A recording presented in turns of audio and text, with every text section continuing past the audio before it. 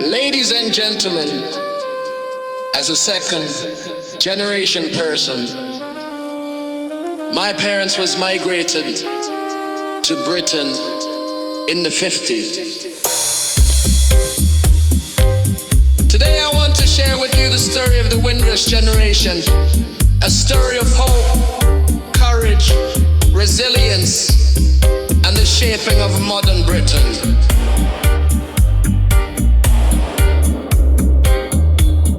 The Empire Windrush, a large passenger ship, docked at Tilbury in Essex on board, were hundreds of men and women from the Caribbean, mainly Jamaica, but also Trinidad, Barbados, and other islands.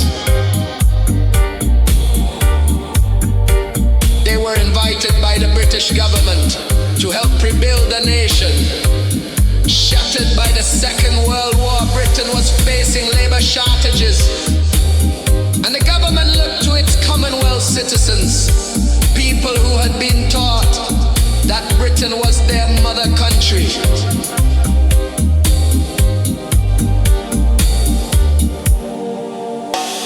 These first arrivals,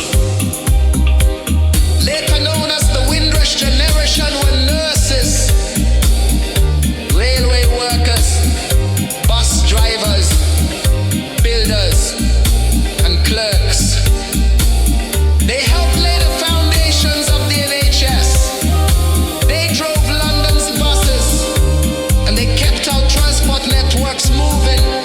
Their contribution was immense and often overlooked. But their story was not only one of opportunity, it was also one of hardship. Many arrived full of optimism, but were met with hostility and racism.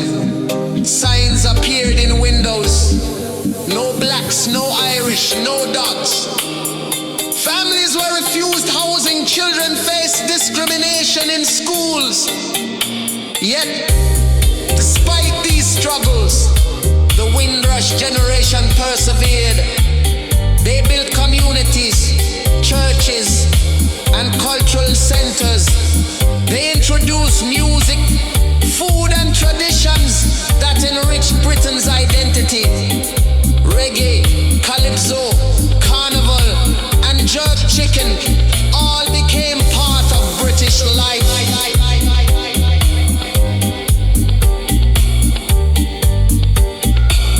For decades, these men and women quietly served their adopted home. But then, in recent years, came a scandal that shook the nation. Some members of the Windrush Generation, despite having lived and worked here legally for decades, were wrongly detained, denied health care, threatened with deportation, and even removed from the country they had helped to rebuild. The injustice was devastating. It was a betrayal of trust. Yet even in the face of this cruelty, the Windrush Generation and their descendants stood strong. They reminded Britain of its promise, of its values, and of the decade owed.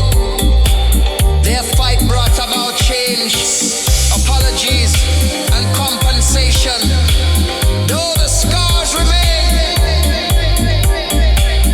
today, when we remember the Windrush Generation, we remember more than just a ship that arrived in. We remember generations of people who gave their labor, their culture, and their spirit to this country. We remember that Britain's story is not one of isolation, but of connection, not one of exclusion, but of inclusion.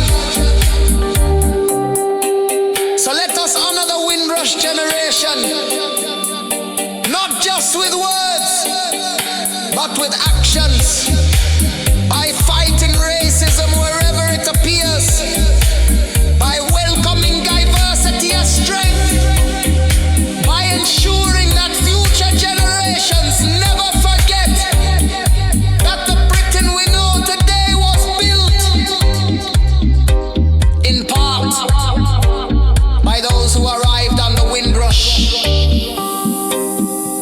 the millions who followed.